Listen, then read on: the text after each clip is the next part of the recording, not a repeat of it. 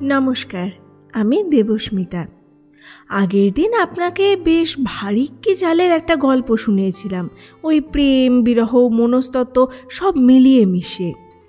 আজ কিন্তু তার ধারপাশও মারাবো না, একেবারে নির্ভেজাল একটা হাসির গল্প শোনাবো আপনাকে। তবে গল্প শুরু করার আগে একটা ছোট্ট অনুরোধ, এখনও সাবস্ক্রাইব না করে থাকলে প্লিজ প্লিজ সাবস্ক্রাইব করে ফেলুন আলাপ সঙ্গে দেবস্মিতা। আজ আপনাকে শোনাবো লেখক শ্রী প্রভাত কুমার মুখোপাধ্যায়ের লেখা বলবান জামাতা। নলিনীবাবু আলিপুরে পোস্টমাস্টার। বেলা অবসান প্রায়। আপিসে নলিনীবাবু ছটফট করিতেছিলেন। আশ্বিন মাস, সম্মুখে পূজা। নলিনীবাবু ছুটির দরখাস্ত করিয়াছিলেন, কিন্তু এখনও হেড আপিস হইতে কোনো হুকুম আসিল না। যদি আজ 5টার মধ্যেও হুকুম আসে, তবে আজই মেলে তিনি এলাহাবাদ রওনা হইবেন। এলাহাবাদে তাহার শ্বশুরালয়। নলিনীবাবু এই প্রথম শ্বশুর বাড়ি যাইবেন। জিনিসপত্র কিনিয়া বাক্স তোরঙ্গ সাজাইয়া প্রস্তুত হইয়া বসিয়া আছেন, কিন্তু এখনও ছুটির হুকুম আসিল না। বেলা 4টা বাজিল। হঠাৎ টংটং করিয়া টেলিফোনের ঘণ্টা বাজিয়া উঠিল। বড় আশা করিয়া নলিনীবাবু টেলিফোনের নল মুখে দিয়া বলিলেন, ইয়েস। কিন্তু হায়, ছুটির হুকুম আসিল না। একটা মনি অর্ডার সম্বন্ধে কি গোলমাল ঘটিয়াছিল, তাহারই সংক্রান্ত একটা প্রশ্ন। নলিনী হতাশ হইয়া আবার চেয়ারে আসিয়া উপবেশন করিলেন। 2-1টা টুকিটাকি কার্যের পর পকেট হইতে একখানি পত্র বাহির করিয়া পড়িতে লাগিলেন। পত্রখানি তাহার স্ত্রীর লেখা। ইতিপূর্বেই সেখানে বহুবার পাঠ করা হইয়াছিল। আবার পড়িলেন। একটি পাখির ছবি, নিম্নে সোনার জলে মুদ্রিত, যাও পাখি যেথা মম আছে প্রাণপতি। প্রিয়তম, তোমার সুধা মাখা পত্রখানি পাইয়া মন প্রাণ শীতল হইল। নাথ, এতদিনের পর কি দীর্ঘ বিরহের অবসান হইবে? তোমার চাঁদ মুখখানি দেখিবার জন্য আমার চিত্তচকর উৎকণ্ঠিত হইয়া আছে। আজ 2 বৎসর আমাদের বিবাহ হইয়াছে, এখনো একদিনের তরে প্রতিসেবা করিতে পাইলাম না। ছুটি হইলে শীঘ্র চলিয়া আসিও। দক্ষিণী আশাপথ চাহিয়া রহিল। দিনাজপুর হইতে মেজদি আজ আসিয়া পৌঁছিয়াছেন। কতদিনে তোমার ছুটি হইবে? 5মীর দিন যাত্রা করিতে পারিবে কি? আজ তবে আসি, মনে রেখো, ভুলো না। তোমারই সরোজিনী। নলিনীবাবু পত্রখানি উল্টিয়া পাল্টিয়া পাঠ করিলেন। শেষে পুনর্বার তাহা পকেটে রাখিয়া দিলেন। 5টা বাজিতে আর অধিক বিলম্ব নাই। আজও ছুটির কোনো সম্ভাবনা দেখা যাইতেছে না। নলিনীবাবু একটি মৃদু রকমের দীর্ঘ নিঃশ্বাস ত্যাগ করিয়া আবার কার্যে মন দিতে চেষ্টা করিলেন। যাহা হোক, আজ চতুর্থী মাত্র। যদি আগামী কল্যও ছুটি আসে, তবুও 5মীর দিন যাত্রা করিতে সমর্থ হইবেন। 5টা বাজিতে আর যখন 2-1 মিনিট বাকি আছে, তখন আবার টেলিফোন কল ঝংকার করিয়া উঠিল। আবার নলিনীবাবু নলে মুখ দিয়া বলিলেন, ইয়েস। ছুটি ছুটি ছুটি। নলিনীবাবু 2 সপ্তাহের বিদায় পাইয়াছেন। ডেপুটি পোস্টমাস্টারকে চার্জ বুঝাইয়া দিয়া আজই রাত্রে নলিনীবাবু রওনা হইতে পারিবেন। সরোজিনীর পত্রে প্রকাশ দিনাজপুরের মেজদি আসিয়াছেন। ইহার আসিবার কথা পূর্বেই নলিনীবাবু অবগত ছিলেন, এবং সেই জন্যই বিশেষত এবার এলাহাবাদ যাইবার জন্য তাহার এত অধিক আগ্রহ। দিনাজপুরের মেজদির উপর তাহার বিলক্ষণ রাগ আছে, তাই তাহার সহিত এখন একবার সাক্ষাতের জন্য তিনি বড় ব্যস্ত। কিন্তু সে ব্যাপারটি কি তাহা বুঝাইতে হইলে মেজদির একটু পরিচয় এবং নলিনীর বিবাহবাসরের একটু ইতিহাস বিবৃত করা আবশ্যক। মেজদির স্বামী মহা সাহেব লোক, তিনি দিনাজপুরের ডেপুটি ম্যাজিস্ট্রেট। মেজদির নামটি উল্লেখ করিলেই সকলে তাহাকে চিনিতে পারিবেন। শ্রীমতী কুঞ্জবালা দেবীর স্বাক্ষরিত ওজস্বিনী স্বদেশী কবিতাগুলি বর্তমান সময়ের মাসিক পত্রাদিতে কে না পাঠ করিয়াছেন। সৌভাগ্যবশত ফুলার সাহেব বাংলা জানেন না, জানিলে এতদিনে কুঞ্জবালার স্বামীর চাকুরিটি লইয়া টানাটানি হইত। কুঞ্জবালা বিদুষী, সুতরাং বলাই বাহুল্য তাহার রসনাটি ক্ষুরোধার। তিনি ইংরাজিতে শিক্ষিতা, সুতরাং তাহার আইডিয়াল সর্ববিষয় সাধারণ বঙ্গললনার হইতে বিভিন্ন। দৃষ্টান্তস্বরূপ বলা যাইতে পারে, একবার তাহার এক দেবর এক শিশি সুগন্ধি কিনিয়া আনিয়াছিল। দেখিয়া কুঞ্জবালা জিজ্ঞাসা করিলেন, ও কার জন্যে এনেছিস? নিজে মাখব। দূর, ও জিনিস তো কেবল স্ত্রীলোকে আর বাবুতে মাখে, পুরুষ মানুষ কখনো সুগন্ধি ব্যবহার করে? বালক দেবরটি বৌদিদির তীক্ষ্ণ বিদ্রুপ বুঝিতে না পারিয়া ভালো মানুষের মতো বলিয়াছিল, কেন, বাবুরা কি পুরুষ নয়? নলিনীবাবুর যখন বিবাহ হয় তখন তাহার মূর্তিটি দিব্য গোল গাল নন্দ দুলালি ধরনের ছিল। গাল দুইটি টেবো টেবো, হাত দুখানি নবনীতপম। প্রকোষ্ঠ দেশের কোমল অস্থিগুলি কোমলতর মাংসে সম্পূর্ণভাবে প্রচ্ছন্ন। শীলতার অনুমোদিত না হইলেও বিবাহ বাসরে কুঞ্জবালা নলিনীর দেহখানির প্রতি বিদ্রুপের তীক্ষ্ণ বাণ নিক্ষেপ করিবার প্রলোভন সম্বরণ করিতে পারেন নাই।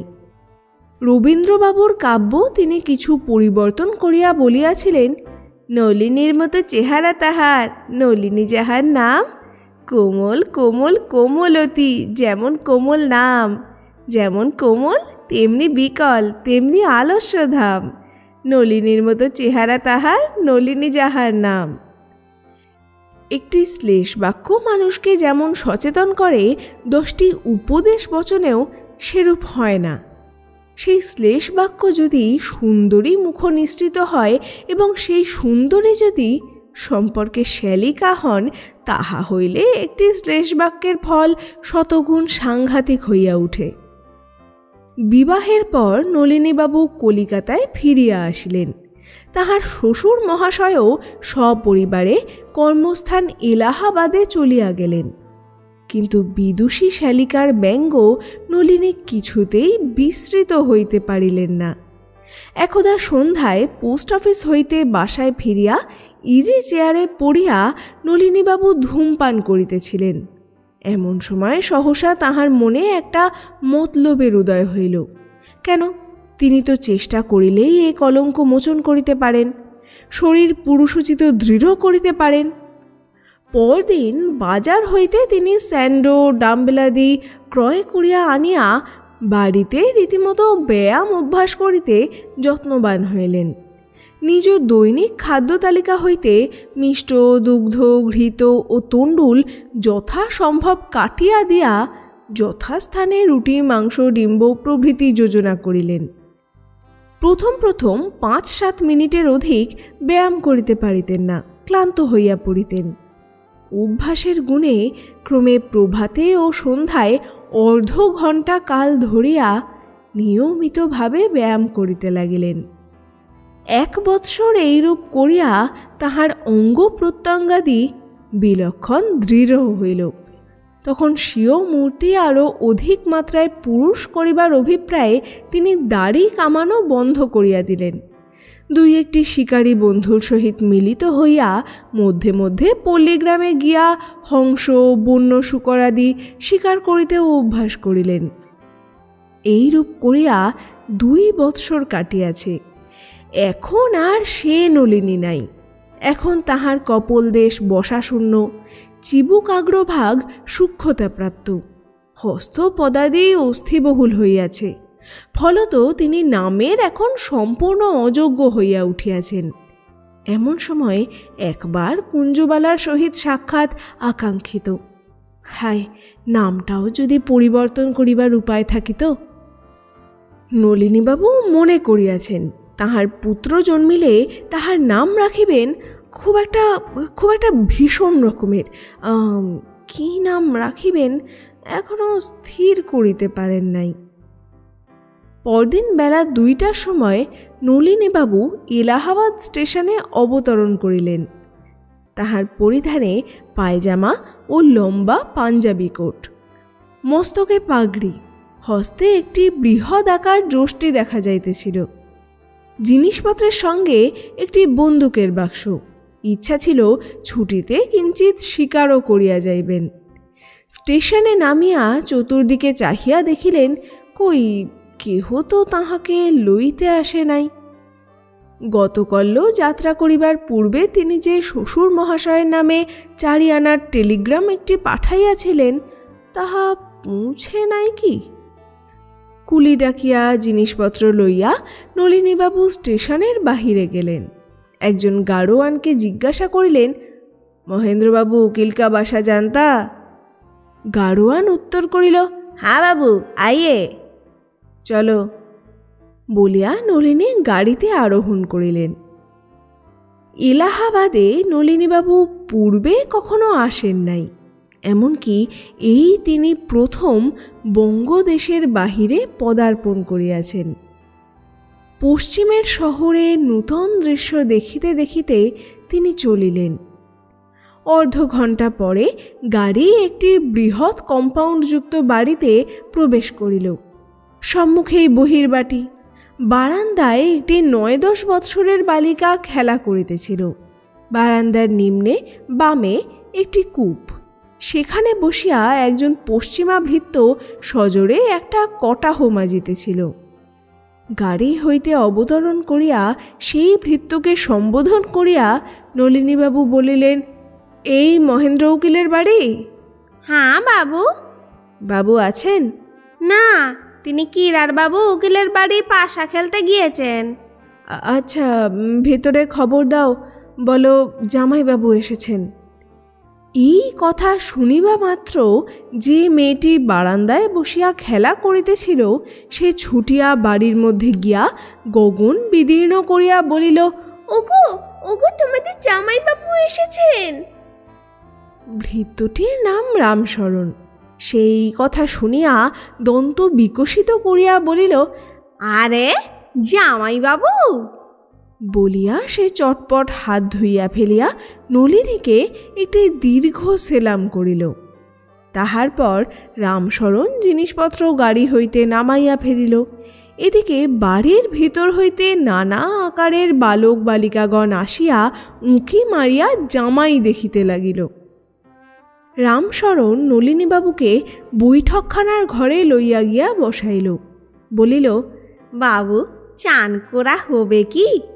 নলিনী বলিল, হ্যাঁ, স্নান করব, তুমি গোসলখানায় জল দাও। এই সময় একজন বাঙালি ঝি আসিয়া নলিনীকে প্রণাম করিয়া বলিল, ভালো ছিলেন তো?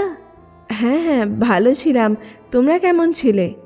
হাসিয়া ঝি বলিল, যেমন রেখেছেন। আজ 6 মাস আমি এ বাড়িতে চাকরি করছি। দিদিমণিকে রোজ জিজ্ঞাসা করি, জামাইবাবু কবে আসবেন গো, জামাইবাবু কবে আসবেন গো।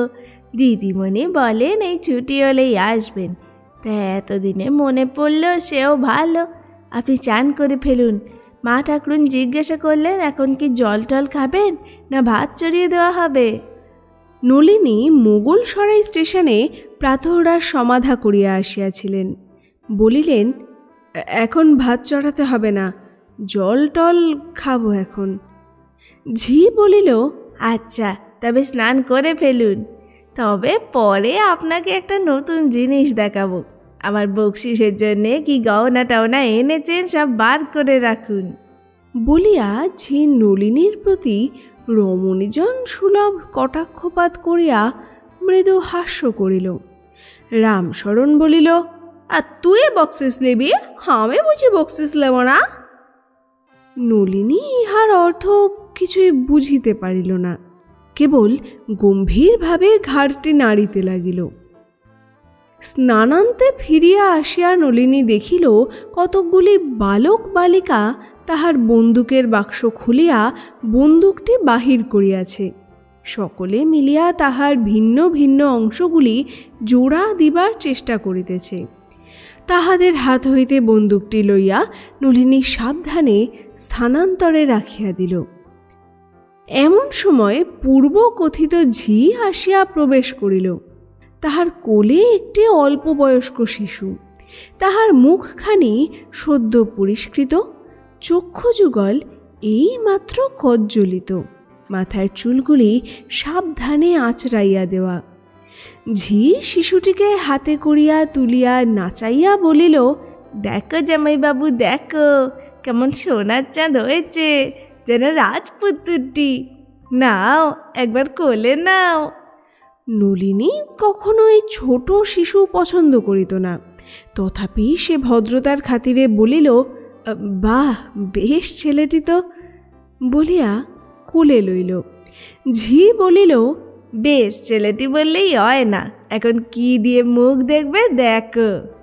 নলিনী পকেট হইতে 2টি টাকা বাহির করিয়া শিশুর বদ্ধ মুষ্টির মধ্যে প্রবেশ করাইয়া দিল। কলিকাতার ঝি তদ্দর্শনে গালে হাত দিয়া বলিল, আমা আমা, ও কি, লোকে বলবে কি গো, রূপ দিয়ে সোনার চাঁদের মুখ দেখা। সমবেত বালক বালিকাগণ খিলখিল করিয়া হাস্য করিয়া উঠিল। অত্যন্ত অপ্রতিভ হইয়া আর কোনো কথা খুঁজিয়া না পাইয়া নলিনী বলিল, সোনা তো আনিনি। মনে মনে স্বীয় পত্নীর উপরও রাগ হইল। তাহার কি উচিত ছিল না পত্রে নলিনীকে লেখা যে অমুকের সন্তান হইয়াছে, তাহার মুখ দেখিবার জন্য একটা গিনি আনিও? ঝি বলিল, সে কথা শোনে কে, তাহলে আজই শ্যাকরা ডেকে সোনার গহনার ফরমাস দাও, ছেলের বাপ হলেই হয় না। নলিনীর বুদ্ধিশুদ্ধি ইতিপূর্বেই যথেষ্ট গোলমাল হইয়া গিয়াছিল। শেষের এই কথা শুনিয়া সে একেবারে দিশেহারা হইয়া পড়িল। ছেলের বাপ হলেই হয় না, ইহার অর্থ কি? তবে নলিনী কি ছেলের বাপ নাকি? শিশুকে ঝির কোলে ফিরাইয়া দিয়া সভয়ে নলিনী জিজ্ঞাসা করিল, ছেলেটি কবে হলো? ঝি পুনর্বার গালে হাত দিয়া বলিল, অবাক করলে যে, তোমার ছেলে কবে হলো তুমি জানো না, পাড়ার লোককে জিজ্ঞাসা করছো?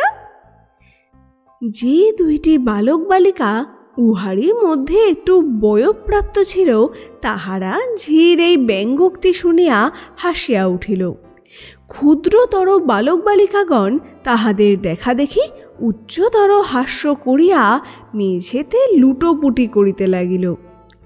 সদ্য স্নাত নলিনীর ললাট তখন ঘর্মসিক্ত হইয়া উঠিয়াছে। সে মনের বিষয় মনে চাপিয়া রাখিবার প্রাণপণ চেষ্টা করিতেছে। এই গূঢ় রহস্য ভেদ করিবার ক্ষমতা তাহার নাই। এই সময় একটি বালিকা আসিয়া নলিনীর হাতে একটি গেলাস দিয়া বলিল, জামাইবাবু, একটু শরবত খাও। নলিনী গেলাসে মুখ দিয়া দেখিল জলটা লবণাক্ত। গেলাস নামাইয়া রাখিল। তখন হঠাৎ তাহার মনে হইল তাহার প্রতি এই পিতৃত্ব আরোপটাও জামাই ঠাট্টারই একটা অংশ হইবে। এই মীমাংসায় উপনীত হইয়া নলিনীর মন একটু শান্ত হইল। তাহার কুঞ্চিত ভ্রুযুগল আবার সমতাপ্রাপ্ত হইল। সেই বৈঠকখানার একটা কোণে একটা কবাট খুলিবার শব্দ হইল। কবাটের সম্মুখস্থিত পর্দা অপসৃত করিয়া রামশরণ ভৃত্য বলিল, বাবু আসুন, জল খাওয়া দেওয়া হইছে। নলিনী চাহিয়া দেখিল অন্দর মহলের একটি কক্ষ দৃশ্যমান। উঠিয়া সেই কক্ষে প্রবেশ করিল। কক্ষের মধ্যস্থলে সুন্দর কার্পেটের আসন পাতা। তাহার সম্মুখে রূপার রিকাবি বাটি গেলাসে ভরা নানাবিধ খাদ্য ও পানীয়। নলিনী ধীরে ধীরে আসনখানির উপর উপবেশন করিয়া জলযোগে মন দিল। এমন সময় কক্ষান্তর হইতে মলের ঝুমঝুম শব্দ উত্থিত হইল। একটি ক্ষুদ্র বালিকা দ্বারপথে মুখ দিয়া বলিল, মেজদি আসছেন। নলিনী বুঝল কুঞ্জবালা আসিতেছেন। নিজ দক্ষিণ হস্তের আস্তিন সে ভালো করিয়া গুটাইয়া লইল। কুঞ্জবালা আসিয়া দেখুন তাহার হাতের কবজি এখন আর সুগোল নহে, মাংসল নহে, পরন্তু তাহা সুপুষ্ট অস্থি ও শিরায় সমাকীর্ণ। মলের শব্দ নিকট হইতে নিকটতর হইতে লাগিল। কি ভাই, এতদিনে মনে পড়ল? বলিতে বলিতে যুবতী আসিয়া কক্ষ মধ্যস্থলে দণ্ডায়মান হইলেন, কিন্তু তাহা এক মুহূর্তের জন্য মাত্র। চারি চক্ষে মিলন হইতেই সেই মহিলা এক হাত ঘোমটা টানিয়া দ্রুত পদে কক্ষ হইতে নিষ্ক্রান্ত হইয়া গেলেন। নলিনী দেখিল তিনি কুঞ্জবালা নহেন। পার্শ্বের কক্ষ হইতে দুই তিনটি রমণীর উত্তেজিত কণ্ঠস্বর নলিনীর কর্ণে আসিল। কিলো, পালিয়ে এলি যে? ওমা, এ যে অন্য লোক। অন্য লোক কি এলো? আমাদের শরৎ নয়? আরে না না, শরৎ হবে কেন? কে তবে? আমি কি জানি। এ কি কাণ্ড, জুয়া চোর নাকি? যেরকম চুয়ারে চেহারা, আশ্চর্য নয় গো। উমা, এ কি কাণ্ড, জামাই সেজে কে এলো? একজন বালকের কণ্ঠস্বরে শোনা গেল, একটা বন্দুক নিয়ে এসেছে। হ্যাঁ, উমা, কি সর্বনাশ হলো গো। ওরে রামসর্ণা, রামসর্ণা, কোথা গেলে? যা শিগগির বাবুকে খবর দে। রমণীগণের দ্রুত পদধ্বনি শ্রুত হইল। তাহার পর নলিনী আর কিছু শুনিতে পাইল না। এই সময়ের মধ্যে অদূরস্থিত একটি পুস্তকের আলমারির প্রতি নলিনীর দৃষ্টি পড়িয়াছিল। সারি সারি বাঁধানো ল রিপোর্ট, প্রত্যেকখানির নিম্নে সোনার জলে নাম লেখা M.N. ঘোষ। তখন সমস্ত ব্যাপার নলিনী দিনের আলোকের মতো স্পষ্ট বুঝিতে পারিল। তাহার শ্বশুরের নাম মহেন্দ্রনাথ বন্দ্যোপাধ্যায়, ইনি মহেন্দ্রনাথ ঘোষ। তবে ভ্রমক্রমে সে অন্য লোকের শ্বশুর বাড়িতে চড়াও করিয়াছে। নলিনী তখন মনে মনে হাস্য করিতে করিতে নিশ্চিন্ত মনে একে একে জলখাবারের পাত্রগুলি খালি করিয়া ফেলিল। এদিকে রামশরণ ভৃত্য ঊর্ধ্বশ্বাসে বাবুকে খবর দিতে ছুটিল। কেদারবাবু উকিলের বাসায় ছুটির সময় প্রায় পাশা খেলার আড্ডা জমিয়া থাকে। অদ্য এখানে বড় মহেন্দ্রবাবু, ছোট মহেন্দ্রবাবু অর্থাৎ নলিনীর আসল শ্বশুর এবং আরও অনেকগুলি উকিল সমবেত হইয়াছেন। পাশা খেলা চলিতেছিল। এমন সময় ঝড়ের মতো আসিয়া রামশরণ সেখানে প্রবেশ করিল। নিজ প্রভুকে দেখিয়া বলিল, বাবু, বাবু, জলদি বাড়ি আসুন। তাহার মুখ চক্ষু দেখিয়া ভীত হইয়া মহেন্দ্র ঘোষ বলিলেন, কেন রে, কারো অসুখ বিসুখ? বাড়ি মেয়ে একটা ডাকু এসেছে। সকলেই উৎসুক হইয়া উঠিলেন। মহেন্দ্র ঘোষ বলিলেন, ডাকু? দিনের বেলায় ডাকু? রামশরণ বলিল, ডাকু হবে কি জুয়াচোর হবে কি পাগল আদমি হবে, কিছু ঠিকানা নাই বাবু। সে বলে কি আমি বাবুর দামাদ আছি। ইহা শুনিয়া অন্য সকলে হাস্য করিলেন, কিন্তু মহেন্দ্র ঘোষ উত্তেজিতভাবে জিজ্ঞাসা করিলেন, কখন এলো? কি করছেটা কি? এই 3 বাজে এসেছে। একটু লাঠি এনেছে, একটু বন্দুক এনেছে। अंदर में গিয়ে জল উল খেয়েছে। মাইজি লোগো কো বড় ডর হয়েছে। বন্দুক এনেছে, লাঠি এনেছে? হতভাগা পাজি শুয়োর, তুই বাড়ি ছেড়ে এলি কার জিম্মায়? বলিয়া ক্ষিপ্তের মতো মহেন্দ্রবাবু বাহির হইলেন। গাড়ি প্রস্তুত ছিল। লম্ফ দিয়া গাড়িতে উঠিয়া হাঁকিলেন, জোরসে হাঁকাও। কয়েকজন উকিল সঙ্গে সঙ্গে বাহিরে আসিয়াছিলেন। কেহ বলিলেন, বোধহয় পাগল হবে। কেহ বলিলেন, না না, পাগল হলে বন্দুক আনবে কেন? কোনো বদমাইশ গুন্ডা হবে। ছোট মহেন্দ্রবাবু অর্থাৎ নলিনীর শ্বশুর বলিয়া দিলেন, পাগলই হোক আর গুন্ডাই হোক, ধরে পুলিশে হ্যান্ড ওভার করে দিও। গাড়ি নক্ষত্র বেগে ছুটিল। বাড়িতে পৌঁছিলে গাড়ি হইতে লাফাইয়া পড়িয়া মহেন্দ্রবাবু বলিলেন, কই কই কোথায়? এমন সময় নলিনী কক্ষ হইতে বাহির হইয়া বারান্দায় আসিয়া দাঁড়াইল। গৃহস্বামীকে অভিবাদন করিয়া বলিল, আপনি মহেন্দ্রবাবু, আপনার কাছে আমার একটা ক্ষমা প্রার্থনা করবার আছে। নলিনীর ভাবভঙ্গি ও কথাবার্তায় মহেন্দ্রবাবু একটু থতমত খাইয়া গেলেন। বাড়ি পৌঁছিয়াই যেরূপ প্রহারের বন্দোবস্ত করিবেন ভাবিয়াছিলেন তাহাতে বাধা পড়িয়া গেল। মহেন্দ্রবাবু জিজ্ঞাসা করিলেন, আপনি কে? আমার নাম নলিনীকান্ত মুখোপাধ্যায়। আমি মহেন্দ্র বন্দ্যোপাধ্যায় মহাশয়ের জামাতা। মহেন্দ্রবাবু উকিলের বাড়ি গাড়োয়ানকে বলেছিলাম, সে আমাকে এখানে এনে ফেলেছে। আমি আমার ভুল এই অল্পক্ষণ মাত্র জানতে পেরেছি, এতক্ষণে চলে যেতাম। আপনাকে আনতে লোক গিয়েছে, আপনার কাছে ক্ষমা প্রার্থনা করে তবে যাব, এই জন্য অপেক্ষা করছি। এই কথা শুনিয়া মহেন্দ্র ঘোষের রাগ জল হইয়া গেল।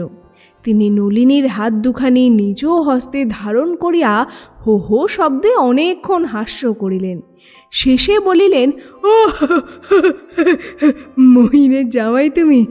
বেশ বেশ, দেখো এখানে দুজন মহেন্দ্রবাবু উকিল থাকাতে মক্কেল নিয়ে মাঝে মাঝে গোলমাল হয় বটে। হয়তো মফস্বল থেকে কোনো উকিল আমার কাছে এক মোকদ্দমা পাঠিয়ে দিলে, মক্কেল কাগজপত্র নিয়ে গিয়ে উপস্থিত হলো তোমার শ্বশুর বাড়িতে, কিন্তু জামাই নিয়ে গোলমাল এই প্রথম। বলিয়া মহেন্দ্র ঘোষ অপরিমিত হাস্য করিতে লাগিলেন। তাহার পর নলিনীকে লইয়া বৈঠকখানায় বসাইলেন। কিঞ্চিৎ গল্প গুজবের পর নলিনীর জন্য একটি ভাড়াটিয়া গাড়ি আসিয়া উপস্থিত হইল। নলিনী তখন বিদায় গ্রহণ করিয়া নিজ শ্বশুরালয় অভিমুখে যাত্রা করিল। এদিকে কেদারবাবু উকিলের বাড়িতে সে অপরাহ্নে পাশা খেলা আর ভালো জমিল না। মহেন্দ্র ঘোষ প্রস্থান করিলে সে সভায় অনেকে অনেক আশ্চর্য জুয়াচুরির গল্প করিলেন, অনেক পাগলের গল্পও হইল। ক্রমে সভা ভঙ্গ হইল। উকিলগণ একে একে নিজ আলয়ে ফিরিয়া গেলেন। মহেন্দ্র বন্দ্যোপাধ্যায়ের বাড়ি শাহগঞ্জ মহল্লায়। তিনি বাড়ি ফিরিয়া চা ও তাওয়াদার তামাক হুকুম করিলেন। আপিস কক্ষে ইজি চেয়ারে বসিয়া চা পান করিতে লাগিলেন। ভৃত্য একটি বৃহদাকার ছিলিম আলবোলায় চড়াইয়া গুলের আগুনে মৃদু মৃদু পাখার বাতাস করিতে লাগিল। চা পান শেষ হইলে মহেন্দ্রবাবু আলবোলার নলটি মুখে করিয়া আরামে চক্ষু বুজিলেন। কিয়ৎক্ষণ এইরূপে কাটিলে পর একটি ভাড়াটিয়া গাড়ি কম্পাউন্ডের মধ্যে প্রবেশ করিল। উকিলের বাড়ি, কত লোক আসে যায়। মহেন্দ্রবাবু কিছুই ব্যস্ত হইলেন না, কিন্তু চক্ষু উন্মিলন করিয়া রহিলেন। বাহির হইতে শব্দ শুনিলেন। একটি অপরিচিত কণ্ঠস্বর বলিতেছে, এই মহেন্দ্রবাবুর বাড়ি? হ্যাঁ বাবু। খবর দাও, বলো বাবুর জামাই এসেছেন। এই জামাই শুনিয়াই মহেন্দ্রবাবু কেদারা ছাড়িয়া উঠিয়া পড়িলেন।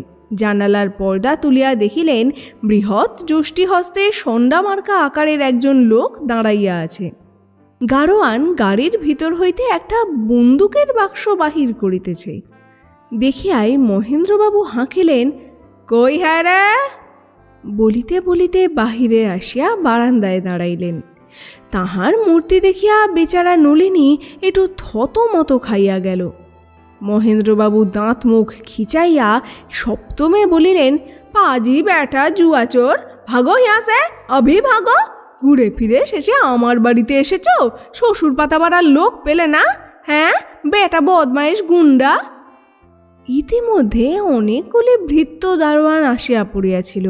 মহেন্দ্রবাবু হুকুম দিলেন, মারকে নিকাল দেও, গলদান পাকারকে নিকাল দেও। ভৃত্যগণ নলিনীকে আক্রমণ করিবার উপক্রম করিল। তাহা দেখিয়া নলিনী তাহার বৃহৎ যষ্টি মস্তক উপরি ঘূর্ণিত করিয়া বলিল, খবরদার, हम चला जाता है, लेकिन जो हमको छुएगा उसका हड्डी हम चूर चूर कर डालेंगे। নলিনীর মূর্তি ও লাঠি দেখিয়া ভৃত্যগণ কিংকর্তব্য বিমূঢ় হইয়া দাঁড়াইয়া রহিল। নলিনী মহেন্দ্রবাবুকে লক্ষ্য করিয়া বলিল, আপনি ভুল করছেন, আমি আপনার জামাই নলিনী। এ কথা শুনিয়া মহেন্দ্রবাবু অগ্নিশর্মা হইয়া বলিলেন, বেটা জুয়াচোর, তুমি শ্বশুর চেনো আর আমি জামাই চিনি নে? আমার জামাইয়ের এরকম গুন্ডার মতো চেহারা, ভাগো হিয়া সে, নিকালো হিয়া সে, নয়তো আভি পুলিশ মে ভেজেঙ্গে। নলিনী আর দ্বিরুক্তি করিল না। গাড়ির ভিতর প্রবেশ করিয়া গাড়োয়ানকে সে বলিল, চলো স্টেশন চলো। গোলমাল থামিলে তাওয়াদার তামাকটা শেষ করিয়া মহেন্দ্রবাবু বাড়ির মধ্যে গেলেন। তাহার গৃহিণী তাহাকে দেখিবা মাত্র বলিলেন, মদ খেয়েছে নাকি? জামাইকে তাড়ালে? মহেন্দ্রবাবু গম্ভীর স্বরে বলিলেন, জামাই কাকে বলো? সে একটা জুয়াচোর। জুয়াচোর কিসে জানলে? তখন মহেন্দ্রবাবু পাশা খেলিবার কালে কেদারবাবুর বাসায় যাহা যাহা শুনিয়াছিলেন সবই বলিলেন। শুনিয়া গৃহিণী বলিলেন, বেশ তো, কিন্তু তাতে কি প্রমাণ হয়ে গেল যে সে জুয়াচোর? দুজনেরই এক নাম, বাড়ি ভুল করে সেখানে গিয়ে ওঠাই কি স্বাভাবিক নয়? স্ত্রীর মুখে এ যুক্তি শুনিয়া মহেন্দ্রবাবু একটু দমিয়া গেলেন। লাঠি ও বন্দুক দেখিয়াই হঠাৎ তিনি বুদ্ধিহারা হইয়া পড়িয়াছিলেন। এ সকল কথা ভালোরূপ বিচার করিয়া দেখিবার অবসর পান নাই। একটু ভাবিয়া মহেন্দ্রবাবু বলিলেন, সে যদি হতো তাহলে খবর দিয়ে আসতো, আমরা স্টেশনে তাকে আনতে যেতাম। কথা নেই বার্তা নেই, হঠাৎ কখনো জামাই প্রথমবার শ্বশুরবাড়ি এসে উপস্থিত হয়। সে জুয়াচোর জুয়াচোর। কেন আসবার কথা থাকবে না? আসবার কথা তো হয়েছে। পুজোর আগেই সে আসবে আমরা তো জানি, তবে ঠিক কবে আসবে তা খবর ছিল না বটে। পিতার এই বিপদ দেখিয়া কুঞ্জবালা বলিলেন, ওগো, সে নলিনী নয়, আমি তাকে দেখেছি। মহেন্দ্রবাবু বলিলেন, তুই দেখেছিস নাকি? বলতো বলতো, কোথা থেকে দেখলি? যখন ওই গোলমালটা হলো আমি দোতলায় উঠে জানলা দিয়ে দেখলাম। নলিনী আমাদের ননির পুতুল, এ তো দেখলাম একটা কাঠখোট্টা জোয়ান। মহেন্দ্রবাবু অত্যন্ত আশ্বস্ত হইয়া বলিলেন, ঠিক বলেছিস, আমি তো সে কথা মুখের উপরেই বলে দিয়েছি। আমি আমার জামাই চিনি নে, তার কি অমন মির্জাপুরি গুন্ডার মতো চেহারা? তার দিব্যি নধর বাবু বাবু চেহারাটি। বিয়ের সময় একদিন মাত্র দেখেছি বটে, তা বলে কি এমনি ভুল হয়? এইরূপ কথাবার্তা হইতেছে এমন সময় একজন ভৃত্য আসিয়া বলিল, বাবু, টেলিগ্রাম এসেছে। টেলিগ্রাম পড়িয়া মহেন্দ্রবাবুর মুখ শুকাইয়া গেল। ইহা সেই নলিনীর প্রেরিত গত কল্লকার 4 আনা মূল্যের টেলিগ্রাম। গৃহিণী বলিলেন, খবর কি? নিতান্ত অপরাধীর মতো মাথা চুলকাইতে চুলকাইতে মহেন্দ্রবাবু বলিলেন, এই তো টেলিগ্রাম এসেছে, সে তবে দেখছি জামাই বটে। গৃহিণী বলিলেন, তবে এখন ফের আবার কি উপায় হয়? যে যাই, নিজে গিয়ে দেখি। যাবার আগে গাড়োয়ানকে বলেছিল স্টেশনে চলো।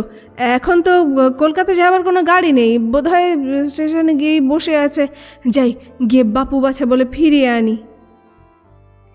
বাড়ির লোকে মনে করিয়াছিল নলিনী এই ব্যাপার লইয়া শালি শালাজকে ঠাট্টা করিয়া গায়ের ঝাল মিটাইবে, কিন্তু নলিনী ফিরিয়া আসিয়া একদিনের জন্যও সে কথা উত্থাপন করে নাই। যে ভুল হইয়া গিয়াছে তাহার জন্য তাহার শ্বশুরবাড়ির সকলেই লজ্জিত, অনুতপ্ত। তাহাই নলিনীর পক্ষে যথেষ্ট হইয়াছিল। একদিন কেবল অন্য প্রসঙ্গে মহেন্দ্র ঘোষ উকিলের কথা উঠিলে সে বলিয়াছিল, যা হোক, পরের শ্বশুরবাড়িতে উঠে যে আদর যত্ন পেয়েছিলাম, অনেকে সেরকম নিজের শ্বশুরবাড়িতেও পায় না।